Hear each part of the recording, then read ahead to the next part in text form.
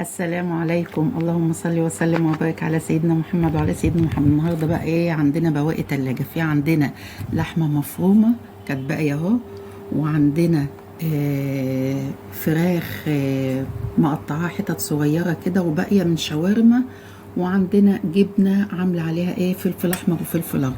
هنعملها ايه؟ هنعملها بالسمبوسك. انا بجيب النوع ده، انت ممكن تجيبي وتفضلي اي نوع انت ايه بتحبيه. هنسمي الله بقى وايه، وهنبدأ نعمل، هنشوف هنعمل ازاي. اهي هنحط بقى ايه لحمة مفرومة هنا،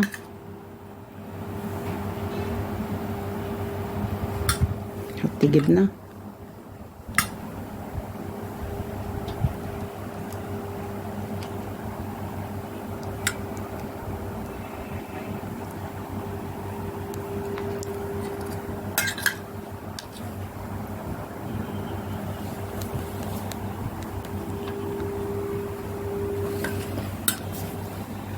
نبدأ بقى بسم الله الرحمن الرحيم.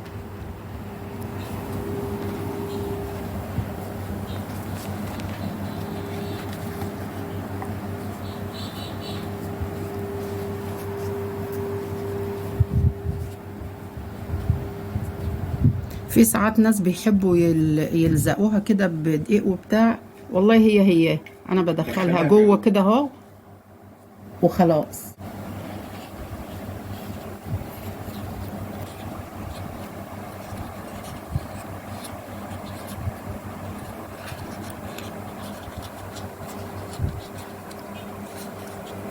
لو اتقطعت مش مشكلة، هخلص بقى باقي الكمية واوريها لكم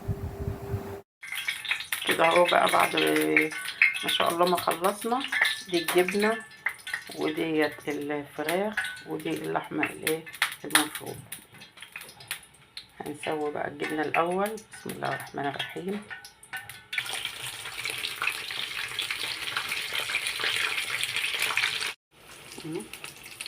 هي الاضاءة بس ايه محمرة اوي، هو مش فارغ.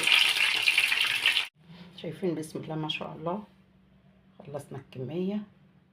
طبعا مش هي دي كل الكمية، على بال ما قالتهم بسم الله ما شاء الله اتاكلوا، ودول اللي باقيين بألف هنا وصحة.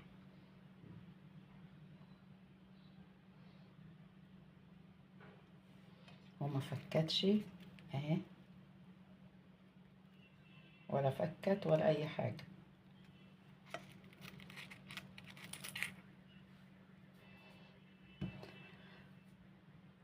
وتفضلوا معانا، واقول لكم ايه، اترككم في رعاية الله وامنه وحفظه، وانتظرونا في فيديو جديد. والسلام عليكم ورحمة الله وبركاته.